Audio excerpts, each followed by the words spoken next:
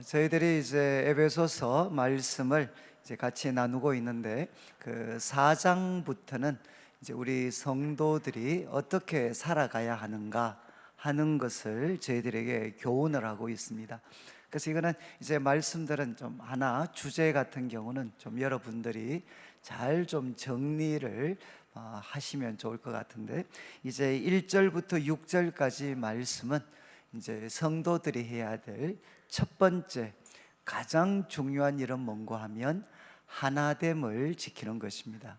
교회 속에서 하나됨을 이렇게 지키는 것. 지금 우리 한국 교회 이제 가장 사실은 그 치명적인 약점입니다. 치명적인 약점. 그래서 우리가 하나됨을 지켜야 되는데, 모든 겸손과 온유, 그리고 이제 오래 참음으로 사랑 가운데 이제 서로를 용납하고, 그리고 평안에 매는 줄로 성령께서 하나 되게 하신 것을 우리가 힘써 지켜야 된다. 모든 노력을 기울여야 된다. 이렇게 이제 사도 바울께서는 가르치셨습니다.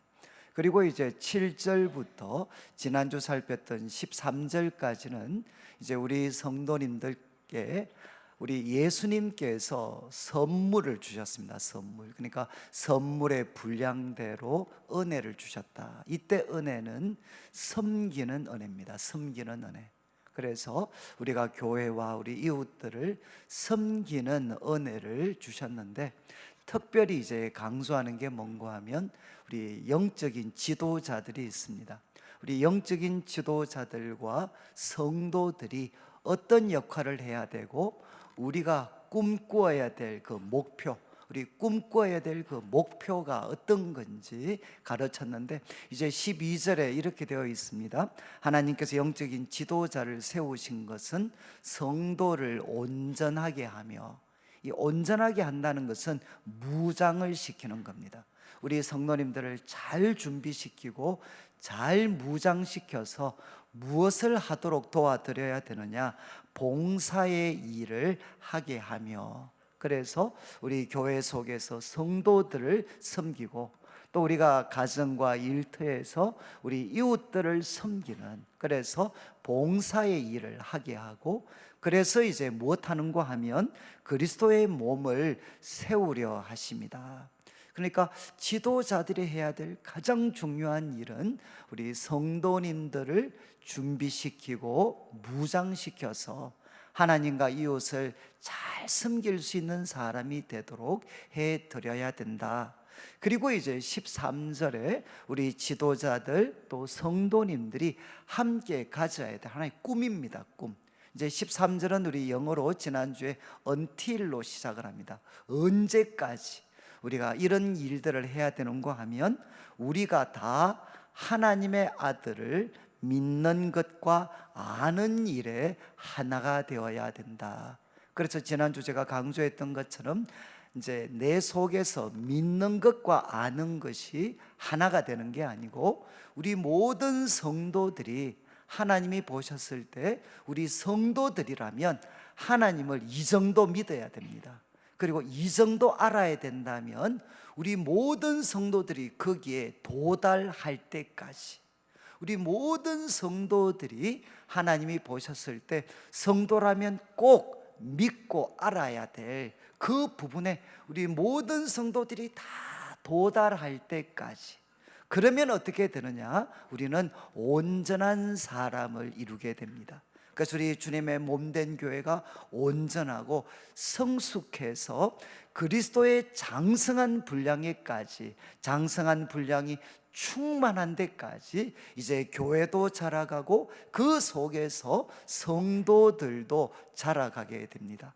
그러니까 우리가 가져야 될 그 꿈이 뭔가 하면, 우리 성도님들 한 분 한 분이 아무도 예외 없이 하나님의 아들을 믿는 것, 아는 것, 거기에 하나님이 원하시는, 기뻐하시는 그 목표 지점까지 다 도달할 수 있도록 우리가 영적인 지도자들과 성도들은 서로 도울 때, 그때 우리는 교회가 온전해지고 그리스도의 장성한 분량이 충만한 데까지 자라게 됩니다. 이제 오늘 다루는 14절부터 16절까지 말씀은 두 가지 내용을 설명을 하고 있는데, 14절과 15절은 이제 13절에서 나온 것처럼 우리가 그리스도의 장성한 분량이 충만한 데까지 이르게 됩니다. 이거는 이제 영적으로 성숙하게 되는 거죠. 우리가 영적으로 성숙하게 되면 어떤 두 가지 일이 일어나게 되나? 우리가 왜 성숙해야 되나? 이제 우리가 교회 속에서 영적으로 성숙하게 되면 이제 우리에게 일어나는 결과물에 대해서 두 가지를 이야기를 합니다. 그래서 14절은 부정적으로, 15절은 긍정적으로 이야기를 합니다. 적극적으로 이야기합니다. 그리고 이제 16절은 이제 7절부터 시작된 가르침을 마무리하면서 우리 성도들이, 그리고 주님의 몸된 교회가 든든히 세워지려면 우리 성도들은 어떻게 살아가야 되는가 하는 것을 한 세 가지 정도로 우리에게 그림을 그려줍니다. 자, 그러면 14절 말씀을 보시면 이제 이거는 이제 결과입니다. 결과. 우리가 하나님의 아들을 아는 것, 믿는 것에 하나가 되고, 그리고 우리가 그리스도의 성숙한 그 온전한 사람이 되고 영적으로 성숙하게 되면 이제 14절, 이는 우리가 이제부터 어린아이가 되지 아니한다. 당연한 결과죠. 영적으로 성숙하게 되면 우리는 더 이상 어린아이가 되지 않습니다. 그런데 이 어린아이가 가지는 이제 위험성이 있습니다. 위험성. 그 위험성은 뭐겠습니까? 이제 쉽게 악한 그런 꾀라든가 이런 것에 우리가 빠질 때가 많습니다. 그래서 14절 후반부, 이제 어린아이는 어떤 하나의 그 어려움이 생길 수 있느냐? 사람의 속임수와 간사한 유혹에 빠져서, 사람의 속임수와 간사한 유혹에 빠져서 온갖 교훈의 풍조, 이제 온갖 가르침, 이것은 우리들의 신앙을 허물어 버리려고 하는 온갖 교훈의 풍조가 있다는 겁니다. 이 풍조는 결국 두 가지입니다. 여러분, 배가 있으면, 바다에 배가 가게 되면 배를 가장 위협하는 것은 이제 두 가지. 하나는 파도입니다. 거센 파도. 그리고 또 하나는 무엇이겠습니까? 강한 바람입니다. 강한 비바람과 그리고 또 파도가 이 배를 위협합니다. 마찬가지로 우리가 신앙의 그 길을 걸어갈 때 이제 세상에 잘못되고 파괴된 가르침, 그 가르침은 마치 풍랑과 파도처럼 우리들을 위협한다는 것입니다. 그래서 그 풍조에 밀려 요동하지 않으려면, 풍조에 밀려서 요동하지 않으려면 우리는 어떻게 해야 되느냐? 영적으로 성숙한 사람이 되어야 된다는 겁니다. 그러면 여러분, 지금 이제 사도 바울은 우리 성도님들이 신앙생활을 할 때 반드시 만나게 되는 게 무엇이냐? 온갖 교훈의 풍조, 온갖 우리들의 믿음을 허물어 버리려고 하는 가지각색의 그 교훈의 비바람과 거센 파도가 우리들을 공격한다는 거죠. 이것에도 불구하고 우리가 흔들리지 않으려면 어떻게 해야 되느냐? 하나님의 아들을 우리가 믿는 것, 아는 것에 자라가서 점점 성숙한 우리 신앙인들이 되어 가야 된다는 겁니다. 그런데 이제 우리들의 믿음을 허물려고 하는 이제 이 세상의 교훈의 거센 풍조들이 있습니다. 여러분, 만약 지금 같으면 어떤 게 있겠습니까? 한 세 가지 정도로 우리가 요약을 할 수 있는데, 첫 번째는 뭔가 하면 이단입니다. 이단. 그러니까 잘못된 가르침이죠. 지금 우리 시대에는 이단들이 정말 득세하고 있습니다. 이제 신천지라든가 아니면 이제 또 하나님의 교회라든가 구원파라든가 이것들이 지금 득세를 하고 있습니다. 특별히 우리 청년들입니다. 청년들. 지금 우리 청년들이 이제 대학을 진학하게 되면 우리가 교회에서 목사님을 통해 우리 대학에 진학하게 된 믿음의 청년들한테 제일 먼저 당부하는 게 뭔 줄 아십니까? 제일 먼저 당부하는 게 뭔가 하면 학교에 가서 성경 공부하자라고 이렇게 다가오는 사람이 있으면 절대로 따라가서는 안 된다. 이게 지금 우리 교회 목사님들이 대학을 진학했는 사람들한테 주는 첫 번째 권면입니다. 이 말은 무엇일까요? 지금 대학교에서 안 믿는 사람이든 믿는 사람이든 성경을 공부하자, 그리고 전도하는 사람들의, 좀 과하게 표현하면 90% 이상은 전부 다 이단들입니다. 지금 우리 대학 캠퍼스는 이단한테 완전히 그냥 넘어갔다라고 해도 과언이 아닐 정도로 지금 이제 이단들의 활동이 아주 극심합니다. 극심. 지금 이제 우리 시대에, 여러분 우리 성도님들 가운데도 모르겠습니다, 이렇게 또 이단의 그런 영향을 받고 계시는 분들이 있는지 모르겠는데, 꼭 제가 부탁드리는 거는 교회 밖에서 성경을 공부하자 라고 이야기하시는 분들, 혹시 그렇게 하시는 분들이 있으면 거기는 따라가시면 안 돼요. 그런데 우리 교회도 사실은 아마 이 자리에 혹시 계실지 모르겠습니다.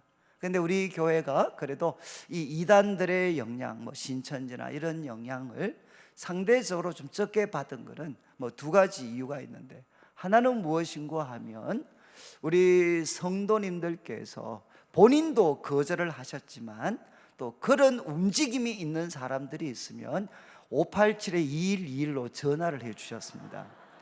이 번호를 모르시는 분들은 회개하셔야 되는데, 저희 교회 전화번호가 587-2121입니다 2121로 전화를 해 주셨어요. 목사님, 아무래도 이상합니다. 그리고 또 저희 교회 신천지나 하나님의 교회가 하는 게 리더십을 장악하는 거거든요. 리더십. 그래서 이제 이 지금 신천지나 하나님의 교회 제일 지금 큰 영향을 보는 교회가 하나님 말씀을 가르치는 이런 어떤 장치들이 부족하고 행사와 활동 중심의 교회들은 굉장히 지금 많이 고통을 당합니다. 그런데 저희 교회가 조금 이 부분에 대해서 그동안 좀 벗어날 수 있었던 것은 내일 개발 과정 때문입니다. 그러니까 여기 계시는 분들 꼭 참석을 하셔야 돼요. 저희 교회도 2021까지는 신천지가 들어왔습니다. 그런데 아직까지 제가 볼 때 301까지는 아직은 제가 좀 안 들어오신 것 같아요. 제가 아직 철없는 생각인지는 모르겠는데 한 201까지는 들어오셨어요, 신천지에서. 그런데 이제 301이 저희 교회가 한 30주 되거든요. 그러니까 30주 정도 성경 공부하고 친밀한 교제를 나누면서 자신을 숨기는 것은 쉽지 않았습니다.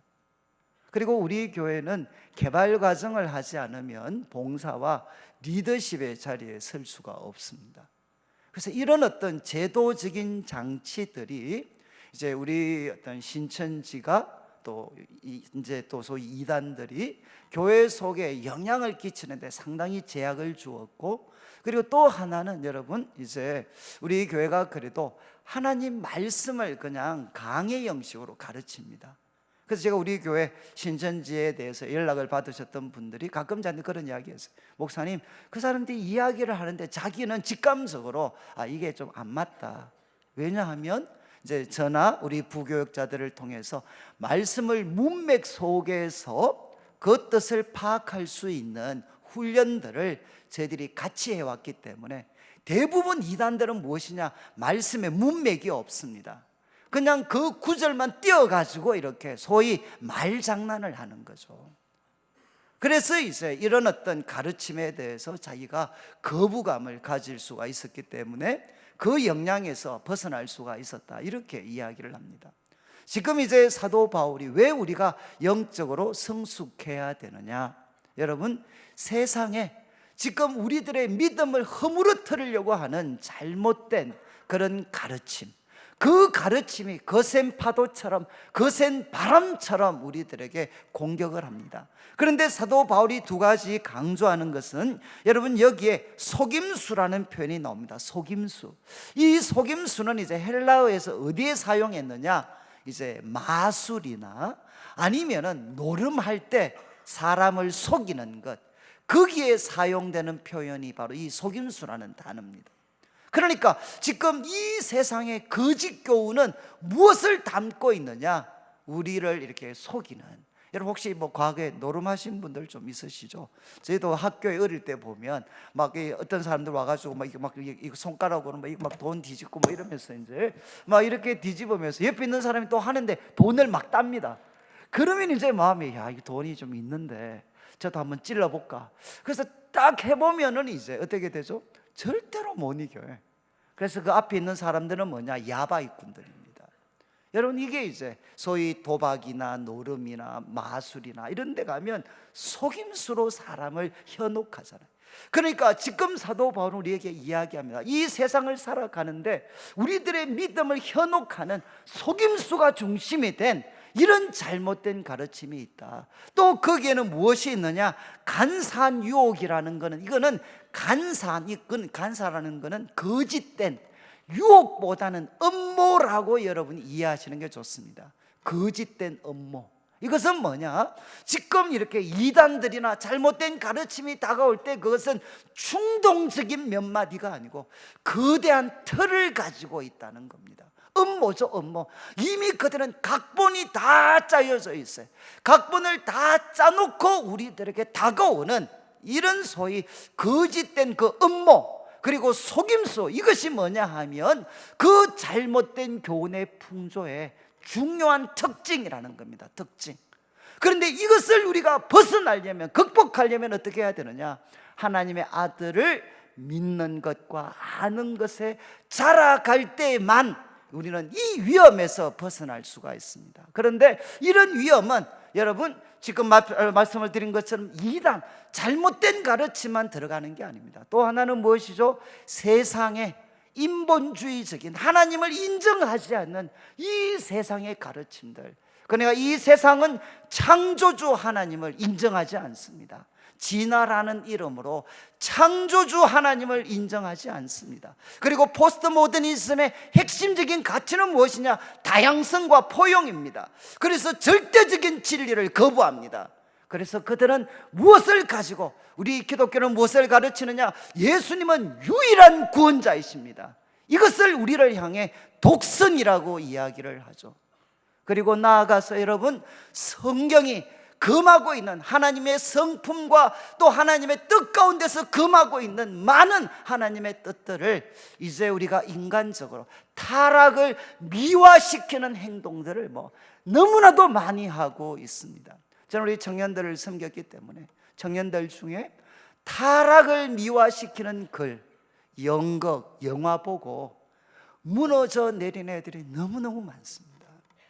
여러분, 세상은 타락을 죄라고 이야기하지 않고 성숙에 도달하는 과정으로 이것을 이렇게 포장을 합니다. 그러니까 저도 우리 친구들 후배들 만나면 전부 다 이제 그런 이야기를 했죠. 야, 죄를 지어보지 않으면 어떻게 죄인의 마음을 헤아릴 수 있냐. 정말 멋있지 않나요? 그래서 이제 애들이 죄를 왜 짓습니까? 죄인을 깊이 이해하고 사랑하기 위해서 우리는 죄를 짓습니다. 여러분, 죄를 미화시키죠. 그뿐만 아니라 우리 시대에는 지금 이제 동성애 같은 게 대표적이죠. 그럼 저는 이제 토론토에서 한 5년 있었기 때문에 저는 아무리 성경을 제가 봐도 성경을 가지고 동성애를 이렇게 정당화시킬 수 있는 제가 글은 아무리 봐도 저는 발견할 수가 없어요.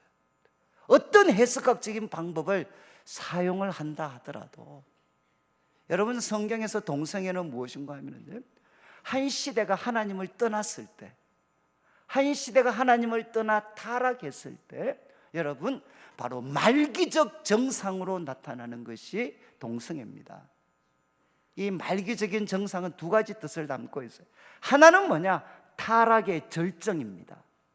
한 시대가 타락했을 때 그것이 절정으로 드러나는 모습이 무엇인가 하면 동성애입니다. 그래서 이것은 타락의 절정이기 때문에, 말기적 정상이기 때문에 무엇과 같이 성경에는 등장하느냐? 하나님의 심판과 같이 등장을 합니다. 그래서 여러분, 우리가 소돔과 고모라 사건에서도 바로 그게 많은, 여러분, 동성애만 죄라는 그게 아니죠. 그러나 동성애는 뭐냐? 타락의 절정입니다. 절정.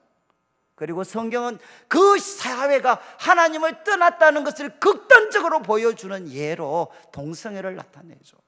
여러분 사사기를 여러분이 보시면 사사기에도 동성애의 모습들이 나와요. 거기에 하나님의 심판의 모습이 나타나고, 그리고 로마서 1장을 여러분이 읽어보셔도 거기에 성적으로 타락한 동성애의 모습이 나타날 때 하나님의 진노가 하늘로부터 바로 나타난다.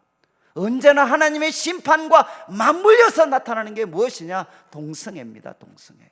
그래서 우리 그리스도인들은 정치적 입장은 다를 수 있지만 분명한 것은 무엇이냐? 여러분, 동성애에 대해서 합법화하려고 하는, 합리화시키려고 하는 많은 사람들이 이것은 다른 거다라고 이야기하는데, 성경에서 다른 것이 있지만 성경이 이야기하는 것은 무엇이냐? 그것은 옳고 그름의 문제입니다. 하나님께서는 분명히 가정을 지으셨을 때 남자가 그 부모를 떠나서 어떻게 했습니까? 연합하고 한 몸이 되라고 하셨어요. 성경에는 어디도 두 사람의 연합으로 결혼을 이야기하지 않습니다. 여러분, 이런 가르침들이 정말 많은 청년들, 성도들의 마음을 혼란스럽게 하고 있습니다. 여러분, 지금 사도 바울은 우리에게 이야기합니다. 우리가 세상의 그 거센 풍조, 우리들의 믿음을 무너뜨리려고 하는 이 거센 가르침의 풍조에 휘말리지 않으려면, 흔들리지 않으려면 어떻게 해야 되나? 우리는 하나님의 아들을 아는 것, 믿는 것에 자라가야 됩니다.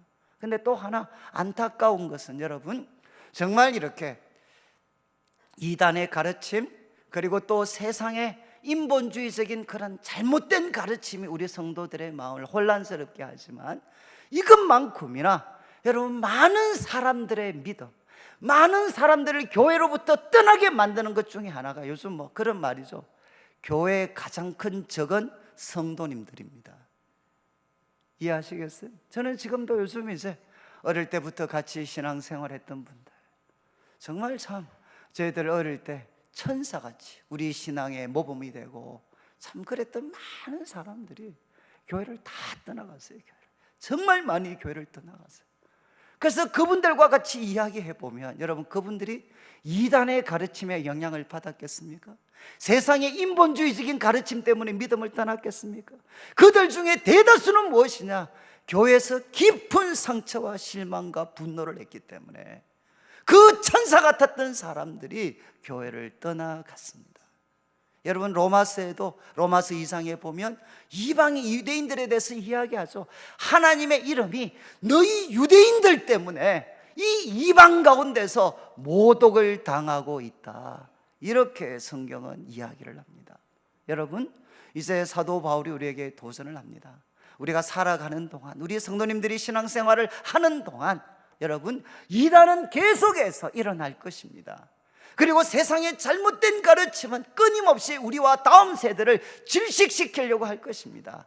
그리고 교회는 여전히 부족하고 연약하여서 성도들에게 소망과 빛이 되기보다는 상처와 아픔이 되는 그런 모습들을 나타낼 것입니다. 그렇지만 이것에 흔들리지 않을 수 있는 길은 무엇이냐? 우리가 영적으로 성숙해야 된다는 거죠.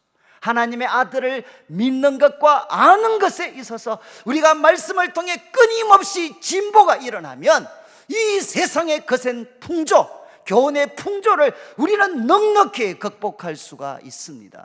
그리고 나아가서 15절 말씀을 보십시오. 적극적으로 이렇게 표현합니다. 이제 어린아이가 되지 않는다. 세상의 그런 교훈의 풍조에 우리는 흔들리지 않는다. 그렇지만 적극적으로는 오직 사랑 안에서 참된 것을 하여 범사에 그에게까지 자랄지라. 그는 머리니 곧 그리스도라. 여러분, 이 말씀은 외우셔야 됩니다. 여러분, 우리 그리스도인들은 어떻게 살아가는 사람이냐? 사랑 안에서 참된 것, 이거는 진리입니다.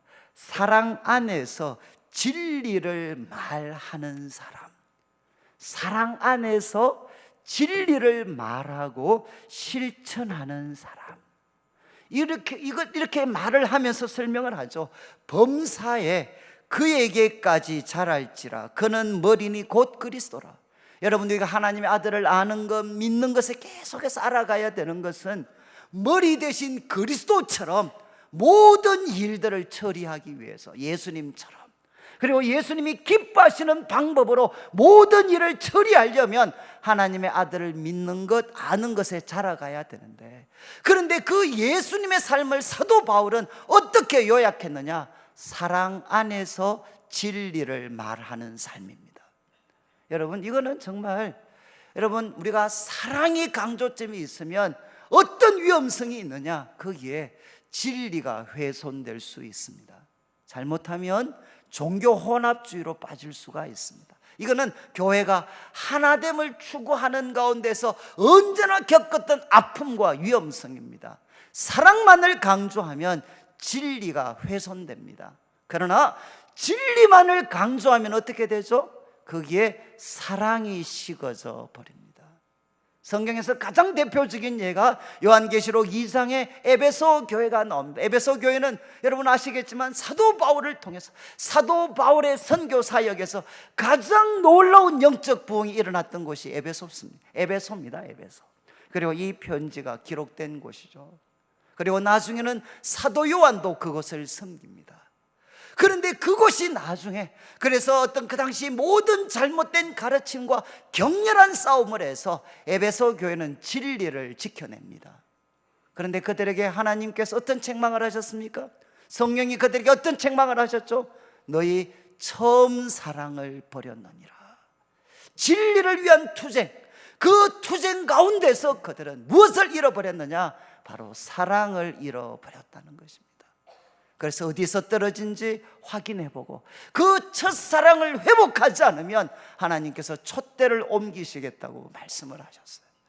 여러분, 우리가 진리가 중요합니다. 그러나 그 진리를 가지고 비진리 쪽에 선 사람을 적폐의 대상으로 몰아붙인다면 그것은 하나님의 방법이 아니시죠. 여러분, 우리 예수님께서는 이 땅에 오셔서 스스로 자신을 뭐라고 했느냐? 나는 길이요 진리요 생명이라고 말씀하셨습니다. 그리고 어둠에 있는 세상을 그분이 책망하셨지만 그분은 어떻게 하셨습니까? 그 어둠에 빠진 세상을 심판하신 것이 아니라 그 어둠에 빠진 세상을 위해서 예수님은 십자가에 못 박혀 죽으셨습니다. 그들의 모든 죄, 그들의 모든 허물을 예수님이 대신 짊어지시고 십자가에 피 흘려 죽으셨죠.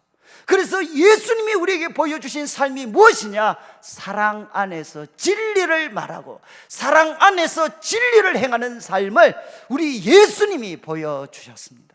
여러분, 어떤 세상의 가르침도 어떤 이데올로기도 사랑 안에서 진리를 말하는 길을 보여줄 수 있는 사람은 없습니다. 이것은 타락한 인간이 할 수가 없습니다. 여러분, 교회는 어떤 공동체가 되어야 되겠습니까? 우리 성도님들은 어떤 사람들이 되어야 되겠습니까? 진리가 무너진 세상, 그리고 진리의 이름으로 서로를 미워하고 짓밟는 세상 속에서 사랑 안에서 진리를 말하고 사랑 안에서 진리를 행하는 사람이 되어야 돼. 여러분, 저도 압니다. 이것이 얼마나 어려운 이야기인지.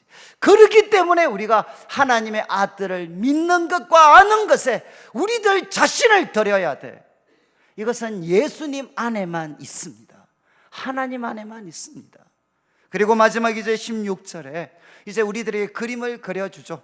16절 마지막에 그 몸이 자라고, 이제 주님의 몸된 교회입니다. 그 몸이 자랍니다. 그리고 사랑 안에서 이 몸을 스스로 세워갑니다. 그러려면 어떤 일이 있어야 되느냐? 16절에 그에게서 온몸이 각 마디를 통하여 도움을 받음으로 연결되고 결합되어 각 지체의 분량대로 역사하여. 지금 이 표현 속에 세 가지 중요한 이미지가 있습니다. 여러분, 이제 우리가 저를 한번 보시면 사도 바울은 교회를 몸에다가 묘사하고 있습니다. 몸에다가 비유합니다. 그러면 이 몸이 건강하게 성장하려면 어떻게 해야 되겠습니까? 첫 번째는 몸의 모든 부분이 바로 머리와 연결되어져 있어야 됩니다. 이 머리와 연결되지 않으면 그 몸은 죽은 것이죠. 그러니까 이 몸의 지체가 건강하게 성장하려면 첫 번째는 머리와 연결되어져 있어야 됩니다. 머리의 통제를 받아야 됩니다. 그리고 두 번째는 무엇이겠습니까? 만약에 머리가 있고 제가 이 속에 만약에 내장이다라고 생각하면, 여러분, 머리와 내장만 있으면 이 몸이 자랄 수 있을까요? 어떻게 되겠습니까? 이 몸은 여기에 표현하는 것처럼 마디와 관절 등을 통해서, 근육 등을 통해서 몸은 서로가 지체가 연결되어져 있어야 됩니다. 그래서 관절과 그리고 또 여기 나오는 그 어떤 마디들을 통해서 몸의 부분들이 연결되어져서 머리에 그 뜻과 머리가 공급하는 생명력이 그 몸에 흘러 들어가도록 해야 돼. 그래서 몸에 서로가 연결되어져 있어야 됩니다. 세 번째는 무엇이죠? 몸의 각 지체가 맡겨진 역할들을 충실되이 감당하는 것입니다.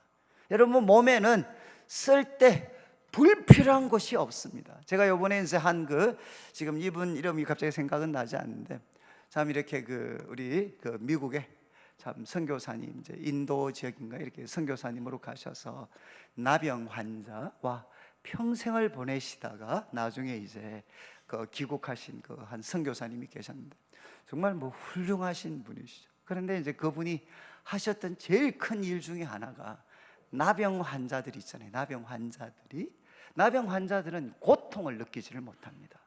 여러분, 그런 생각 드시죠? 나 좀 고통 이제 안 느꼈으면 좋겠다. 그죠? 나 정말 이 고통을 느끼게 하는 뭔가가 좀 있다 그러면, DNA가 있다 그러면 그거 좀 없애버리고 싶지 않습니까? 그런데 이분 하시는 말씀이, 자기가 나병 환자들을 치료하다가 제일 시급하게 필요한 게 뭐냐? 이 나병 환자들에게 마비가 되는 고통을 느끼는 감각을 회복시켜줘야 되나? 이해하시겠어요? 그래서 그 고통을 느낄 수 있는 감각을 회복시켜줘야 하면 어떻게 되느냐? 고통한 칼을 위를 지나고 위험한 곳을 지나도 나병 환자들은 느끼지를 못해. 몸이 만신창이가 되는 겁니다. 그러니까 이분이 하려고 하는 가장 큰 일 중에 하나가 이제 고통의 감각을 회복시켜주는, 어떻게 하면 그거 할 수 있을까? 그 노력들을 했다는 거죠. 여러분, 우리 몸은 하나님이 만드신 겁니다. 불필요한 것이 전혀 없습니다. 그래서 사도 바울은 이야기합니다. 한 몸이 우리가 바르게 성장하려면 첫 번째는 몸의 모든 부분이 머리 대신 예수님과 연결되어져 있어야 됩니다. 이해하시겠죠? 머리 대신 예수님과 연결되려면 하나님의 말씀을 여러분들이 가까이 하셔야 돼. 이렇게 해도 전부 다 그냥 지난주 또 지지난주 했던 소리 또 하고 있구나. 이제 제가 지난주에 하나님의 아들을 믿는 것, 아는 것에 하나가 돼요. 제가 이 설교하고 나서 제가 정말 제 자신이 너무 부끄러웠습니다. 왜냐하면 저도 나름 이렇게 성경을 연구하고 또 밖에 나가면 성경을 그래도 좀 잘 가르치는 목사로 나름대로 저도 이제 좀 그런 평가를 받는데, 참 부끄러운 말이지만 저에게 성경을 그렇게 많이 읽지 않습니다. 설교 준비는 많이 하지만 정작 이렇게 성경은 많이 읽지를 않아요. 그래서 제가 정말 제 자신이 너무 부끄러웠어요. 그래서 우리 청년 시절에 우리 박이천 목사님이 우리한테 가르쳐 주신 대로 이제는 하루에 구약은 몇 장, 그리고 신약 몇 장. 그래서 제가 이제 정말 열심히 이번 주 읽었어요. 구약의 말씀, 아브라함도 쭉 읽어. 그리고 이제 시편, 구약은 정말 바울의 서신서를 다시 한번 읽으면서 이 이방인들, 하나님을 알지도 못했던 그 이방인들에게 사도 바울이 예수님 믿게 된 그들에게, 구약의 배경도 없는 그들에게 무슨 말씀 가르쳤나 한번 다시 확인하고 싶어서 쭉 다시 한번 묵상해요. 그리고 이제 시편을 꼭 하루에 한 3편에서 5편 정도 제가 이제 묵상을 합니다. 묵상을 하고 나니까 여러분은 못 느끼시겠지만 피부가 조금 거룩해졌어요. 여러분, 저는 제가 이제 그런데 여러분, 우리 성도님들 어떠실까요? 혹시 저만 보시고 지난주에 성경 한 10장 이상 봤다라고 하는 분들은 이렇게 한번 들어보실래요? 아마 제가 생각 요즘 새가족들은 좀 많이 보시는 것 같아요. 그런데 소위 교회 짬밥이 좀 높으신 분들은 네이버는 보지만 성경은 잘 안 보시는 것 같아요. 저는 이제 교회가, 저는 하나님 말씀을 읽을 때마다 놀라는 게 그겁니다. 평생 성경만 보고 저는 사는 사람이죠. 그래도 이 말씀이 이렇게 살아날 수 있다는 게 말씀을 대할 때마다 사실은 놀랍습니다. 여러분, 하나님의 아들을 알고 바르게 믿기 위해서 여러분, 하루에 성경은 구약 한 석 장, 그리고 신약 한 2장, 아니면 1장, 그리고 시편 한 2편 정도 여러분 꼭 읽으셔야 돼. 이상한 뭐 이렇게 보충제만 먹지 말고 신약 구약 정도 좀 먹어야 안 되겠습니까? 어떤 분이 뭐 우리 우리 랩하는 신앙 좋은 형제가 뭐 소위 이름이 비슷한 애가 마약했다고 나왔을 때 이 형제가 글을 썼잖아요. 저는 신약 구약 외에 다른 약은 모릅니다. 이렇게 얼마나 멋있어요. 단원 래퍼들은 전부 다 막 마약했다고 난리치고 있는데 저는 신약 구약 외에는 아는 약이 없습니다.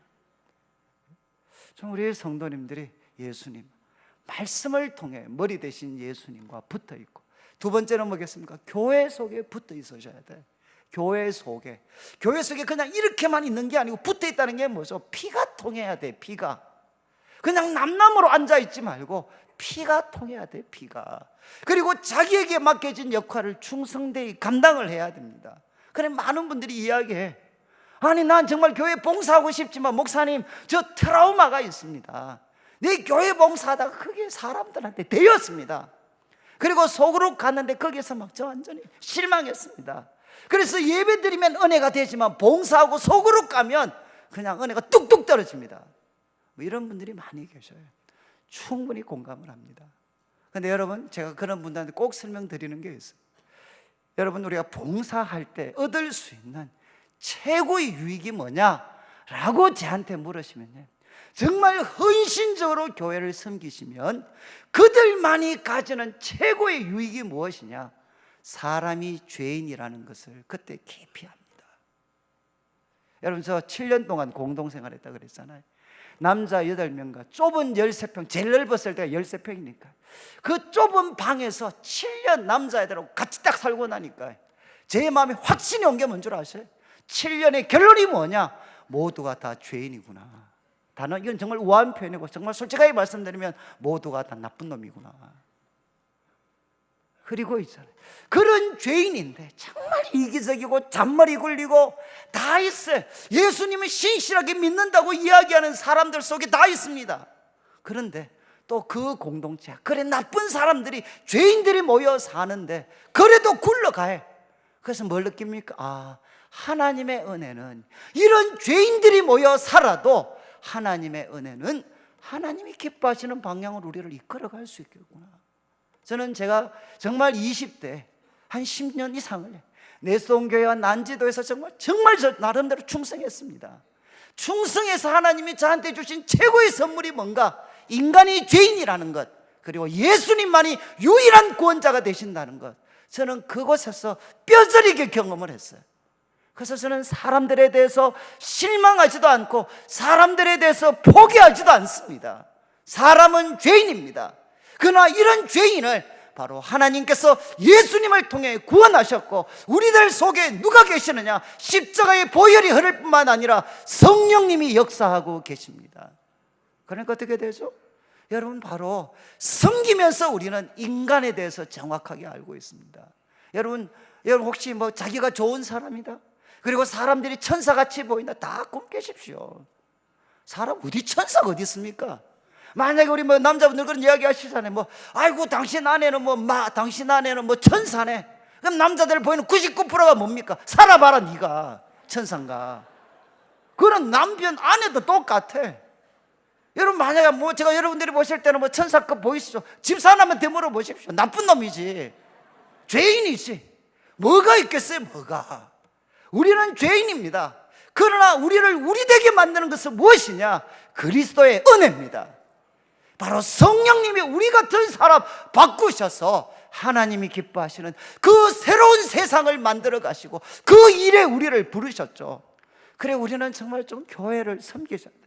제가 참 부끄러운 게, 제가 이게 우리 지금 지난주에 주차 봉사하고 나니까, 강구하고 나니까 3분이 이제 하셨어요. 그래서 그 주차하시는 분이 저한테 마지막 미션, 목사님 3부에 6명 더 필요합니다, 오늘 설교로 끝내주십시오, 이렇게 제가 미션을 받았어요. 저는 좀 죄송한 말씀인데, 여러분, 우리가 주일날 우리 교회 1000대가 들어옵니다. 차가 1000대. 안 사오는 게 이상하지 않습니까? 여기에 1000대가 들어와요. 그리고 국수 한 주에 1800그릇 끓입니다. 아직 저 칼국수 못 먹어봤어요. 계속 잘렸어요 지금.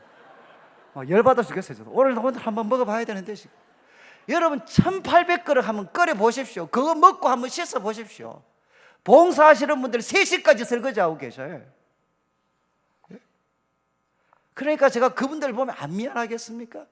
그리고 저는 우리 교회, 제가 옛날에 꿈을 낙관적인 착각을 했던 적이 있어요.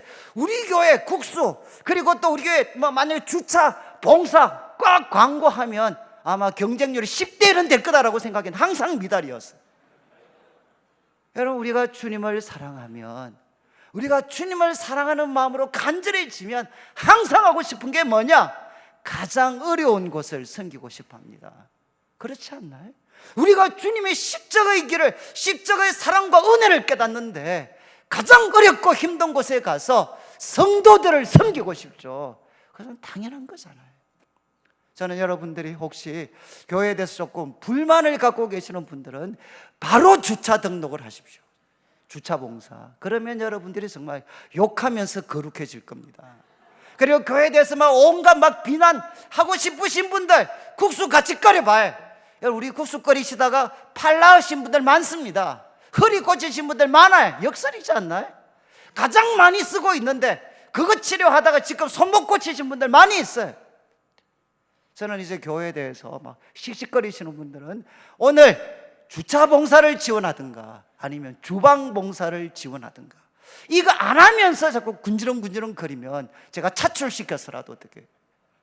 오늘 제가 이제 말씀을 마무리를 하겠는데, 여러분, 우리 교회가, 그리고 이제 한 해 동안 우리가 어떻게 해야 되겠습니까? 하나님의 아들을 믿는 것, 아는 일, 그 일에 진보가 있도록 정말 말씀을 가까이, 좀 기도 좀 많이 할 수 있는 그런 공동체가 되어서, 우리 교회 첫 번째는 세상의 이 거센 우리의 믿음을 파괴하려고 하는 이 세상의 풍조에 우리가 흔들리지 않고, 여러분, 이 세상이 가장 찾고 있는 사람, 예수님처럼 사랑 안에서 진리를 말하고 사랑 안에서 진리를 행하는 사람들. 그리고 저는 이 한 해 동안 여러분들이 우리 교회가 부족하지만 그러나 머리 대신 주님과 깊은 교제를 가지시고 성도들과 피를 통할 수 있는 교회 속에 함께 붙어 있고, 그 가운데 주님께서 맡기신 일에 충성해서 우리 교회도 부흥하고 성장할 뿐만 아니라 우리 성도님들의 삶에도 놀라운 은혜와 복이 넘치게 되시기를 주님의 이름으로 축원합니다.